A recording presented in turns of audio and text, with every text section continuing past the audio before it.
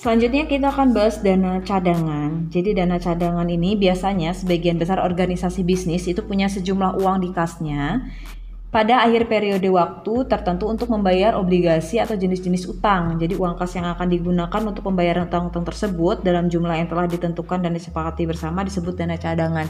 Jadi intinya gini, setiap usaha biasanya usaha besar, dia punya dana cadangan yang disiapkan untuk pembayaran utang pada jangka waktu tertentu. Jadi misalkan nih, saya punya perusahaan 3 tahun lagi saya mau ngutang di bank ini sebesar 30 juta dengan bunganya segini tiap bulannya.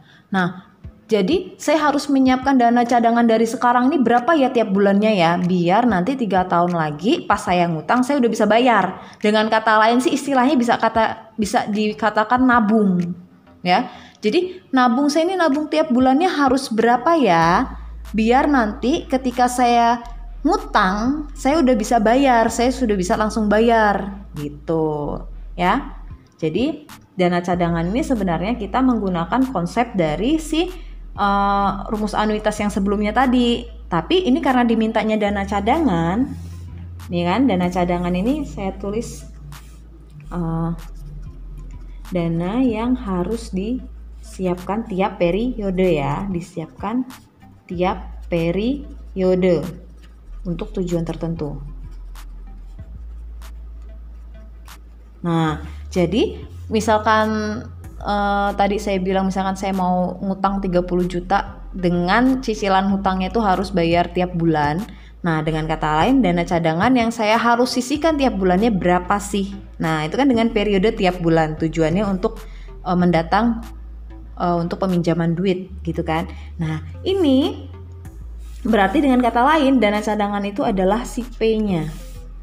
Ya, karena dia dana yang harus disiapkan di tiap periode dengan tujuan tertentu tadi. Ya, dengan kata lain kita mencari P-nya. Nah, dana cadangan ini kita mengaplikasikannya ke rumus si SN tadi. Dengan kata lain, kita kalau mau cari P atau besarnya dana cadangan, itu rumusnya adalah SN dibagi angka 1 plus I pangkat N-1 dibagi I. Oke. Atau ini disederhanakan lagi ya, atau P sama dengan SN dikali I 1 ditambah I pangkat N-1. Nah, dari sini itu tinggal dirubah jadi ini, tinggal permainan pecahan aja. Jadi ini yang kita pakai. Ini digunakan untuk mencari dana cadangan. Gitu. Oke, kita coba langsung ke contoh aja. Suatu perusahaan ingin mencadangkan dananya setiap bulan selama 5 tahun. Oke, 5 tahun. Ini berarti N-nya ya.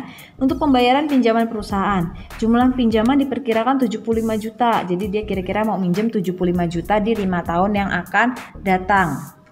Pembayaran bunga secara majemuk sebesar 15% per tahun. 15% per tahun ini bunganya. Berapakah jumlah dana yang harus disisihkan atau dicadangkan setiap bulannya? Nah, ini adalah si P-nya.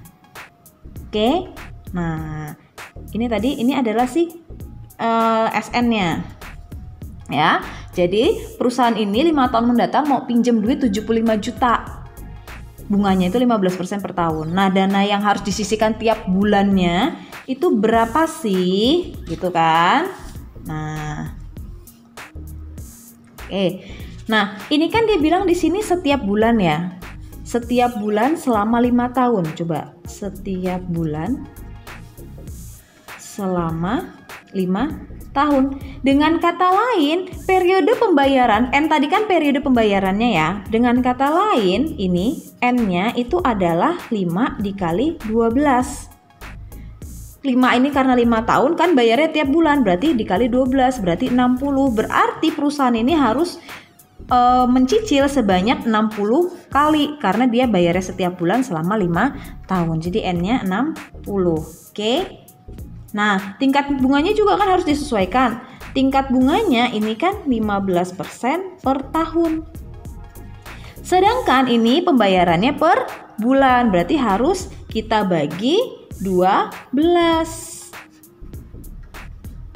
Jadi sama dengan 1,25% per bulan. Gitu ya. Jadi harus disesuaikan. Jadi antara N ini kan 60 bulan ya. Antara N sama ini itu harus sesuai. Ya, kalau N-nya per bulan ya bunganya juga harus per bulan. Biar kita bisa gunakan rumus ini. Oke. Kita masuk, kita cari P. Berarti P sama dengan SN I per 1 ditambah I pangkat N min 1. Oke, berarti ini SN-nya tadi 75 juta ya, karena dia mengharapkan 75 juta. Oke, tingkat bunganya kita udah ubah jadinya 1,25% per 1 ditambah 1,25% pangkat 60 ya, agak nggak muat nggak apa-apa ya, dikurang 1. Oke, ini berarti 75 juta. Ini berarti 0,0125. Ini berarti ini 1,0125 pangkat 60 dikurang 1. Tinggal kalian hitung ya. Ini dipangkatkan dulu kemudian dikurang 1 baru atas dibagi bawah. Nanti hasilnya di sininya 75 juta dikali sama 0,01128999. Oke, hasil akhirnya adalah 846.744,76. Oke. Nah, artinya perusahaan ini harus mencicil setiap bulannya atau menabung mencadangkan dananya tiap bulannya sebesar Rp846.744,76. Biar 5 tahun mendatang ketika dia minjem duit 75 juta, dia sudah bisa langsung bayar. Oke.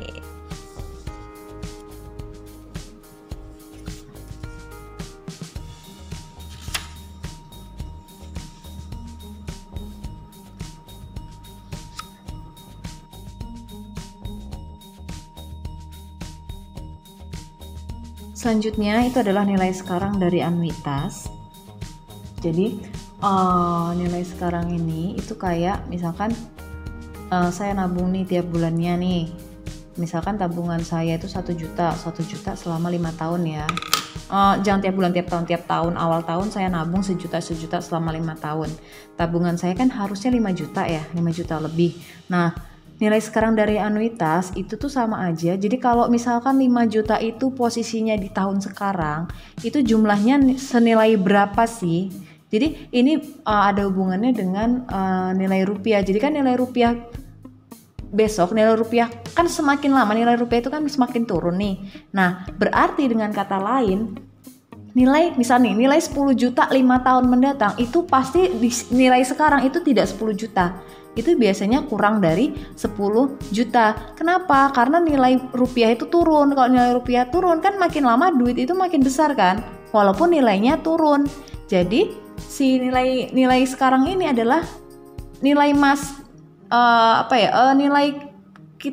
nilai tabungan kita kemudian hari, tapi kalau dibawa ke masa sekarang gitu. Nah, untuk nilai sekarang itu rumusnya itu AN itu sama dengan P 1 dikurang 1 ditambah I pangkat min N dibagi sama I. Nah, nih ya, AN itu adalah nilai sekarang dari anuitas. Nah, ini yang akan rumus yang akan kita gunakan untuk mencari nilai sekarang dari anuitas. Sama ya, P-nya ini adalah jumlah pembayaran per periodenya ya. N sama I-nya sama. Cuma di sini lihat, di sini ada pangkat min N. Ya, di mana pangkat min N itu nanti kalian carinya pakai kalkulator untuk mempermudah ya. Kita langsung ke contoh aja. Nih, Nona Nancy ingin menabung setiap tahun sebesar 2.500.000 di awal tahun selama 4 tahun. Nah, jika tingkat bunganya 12% per tahun dan dibayar secara majemuk, berapakah jumlah nilai sekarang dari tabungan Nona Nancy selama 4 tahun. Oke, dia nabung selama 4 tahun di awal tahun ya. Berarti dia jadi gini, karena dia di awal tahun berarti kan di akhir tahun keempat berarti udah satu periode kan, jadi dihitung satu, makanya ini dihitung 4 tahun ya. Oke, berarti ini tadi dia tiap tahun ingin menabung sebesar 22.500.000, ini jadi P. Kemudian ini 4 tahun ini jadi N. Kemudian ini bunganya per tahun ini jadi I. Secara majemuk ya, karena dia nggak bilang bayarnya per bulan, bayar bunganya per bulan, berarti kita anggap bayarnya per tahun. Yang ditanya adalah jumlah nilai sekarang. Ini berarti yang ditanya AN. Kita masuk ke rumusnya. AN itu sama dengan P 1 dikurang 1 ditambah I pangkat min N dibagi I. Oke, kita masukkan nilainya. Ini berarti 2.500.000. 1 dikurang 1 ditambah bunganya 12%. Oke, 12% pangkat min 4 per 12%. Oke, kita cari ya. 1 min ini 1 ditambah 0,12 pangkat min 4. 0,12. Oke. Nah, ini berarti 1 dikurang ini 2.500.000. 1 dikurang ini 1,12 pangkat min 4. Nah, kamu bisa cari di kalkulator, itu bisa ya. Ini dicari dulu. Jadi 1,12 pangkat min 4 ini dicari dulu. Kemudian baru di 1 dikurangin hasil ini, baru dibagi 0,12 ya. Nanti hasilnya di sini 2.500.000. Hasil yang atas nanti kamu bisa coba sendiri, 364.482 dibagi 0,12. Oke. Berarti sama dengan 2.500.000. Oh, ini langsung hasilnya aja. Sama dengan 7.500.000 93.373,37. Oke. Nah, ini lihat. Jadi gini. Nancy kan menabung 2,5 juta nih ya. 2,5 juta selama 4 tahun. Logikanya kalau 2,5 juta selama 4 kali pembayaran, berarti kan harusnya tabungan dia 10 juta kan. Nah, 10 juta itu ia nilainya 4 tahun mendatang. Tapi kalau 10 juta lebih ya ditambah bunga ya, itu belum sama bunga. Tapi kalau 10 juta itu kita bawa ke sekarang nih, ke zaman sekarang, nilainya itu akan sama dengan 7.593.373,37 rupiah. Gitu ya, itu makna nilai sekarang ya.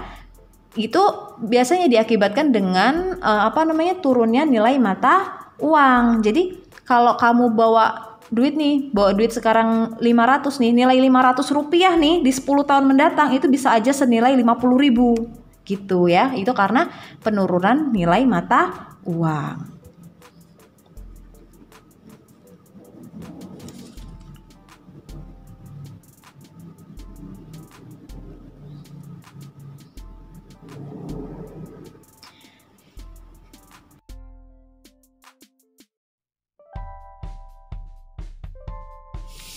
Selanjutnya adalah cicilan pinjaman. Nah, cicilan pinjaman ini hampir sama kayak dana cadangan ya.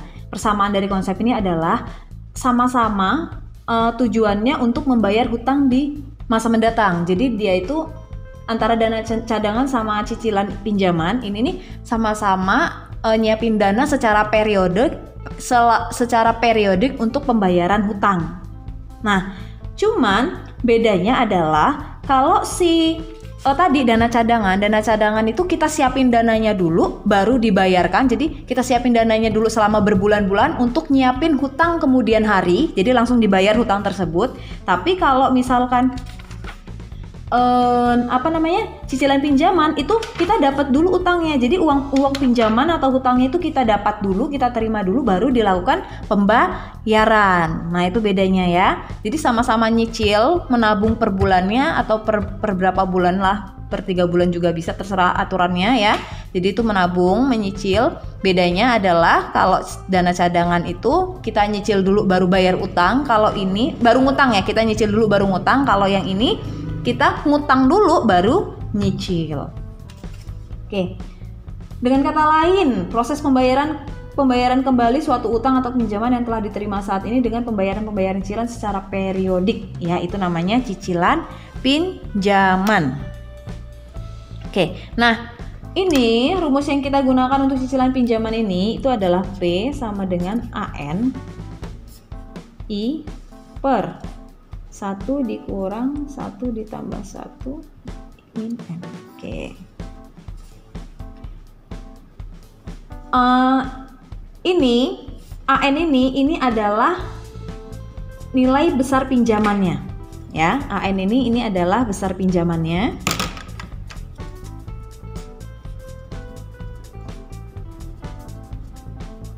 Sedangkan si P ini adalah besar cicilannya. Jadi kita kalau mau minjem 80 juta nih, nah cicilan kita berapa ya tiap bulannya sesuai dengan bunganya, ya. Jadi ini penerapan ini sama menggunakan konsep nilai sekarang dari anuitas. Oke, untuk lebih jelasnya kita langsung ke contoh. Nah, Budi berkeinginan membeli suatu rumah dengan pembelian secara kredit seharga 80 juta. Sesuai perjanjian dengan pihak developer, rumah tersebut akan dibayarkan dalam waktu 2 tahun dan pembayaran dilakukan secara bulanan, ya, tiap bulan, ya. Tingkat bunganya 15% per tahun. Berapakah jumlah pembayaran yang harus dicicil? Oke. Ini 80 juta, dia mau minjem 80 juta, ini berarti jadi AN.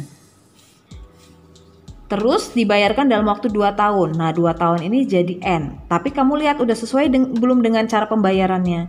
Dia itu dibayar 2 tahun tapi dicicil tiap bulan. Oke. Bunganya apa? Bunganya per tahun. Nah, ini bayarnya per bulan tapi bunganya per tahun. Berarti harus kita sesuaikan, ya, kayak yang sebelumnya. Yang ditanya adalah berapa cicilan yang harus dibayar setiap bulan. Nah, ini P, ini I. Oke. Langkah pertama kita cari dulu I-nya. I-nya itu 15% per tahun. Tapi dia di sini bayarnya bulanan. Berarti bunganya harus kita ubah ke dalam bulanan. Bagi 12. Berarti tadi sama dengan 1,25%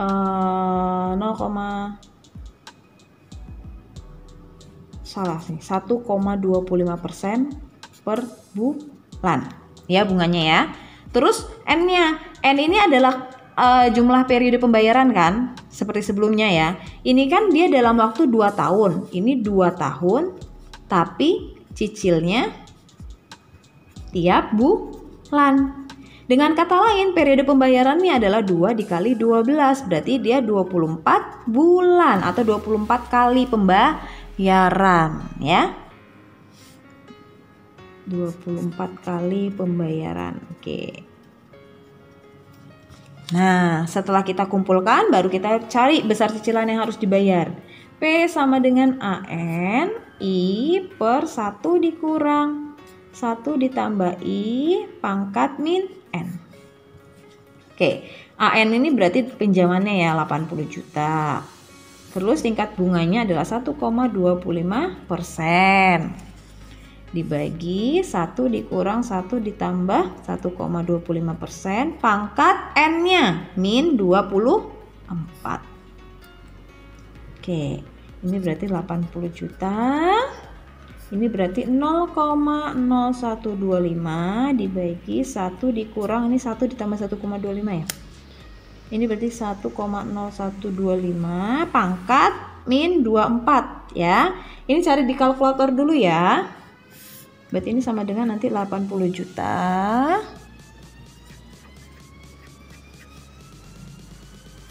(0,0125) per 0,257803. Nanti ini hasilnya 3.878.931,84. Oke.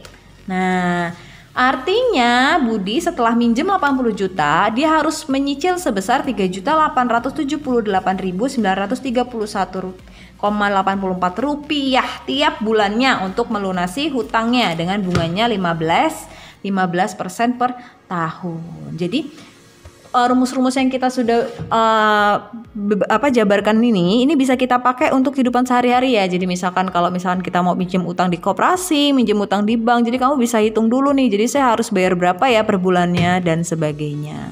dalam hal-hal menabung juga kita bisa menghitung. Oke? Ya.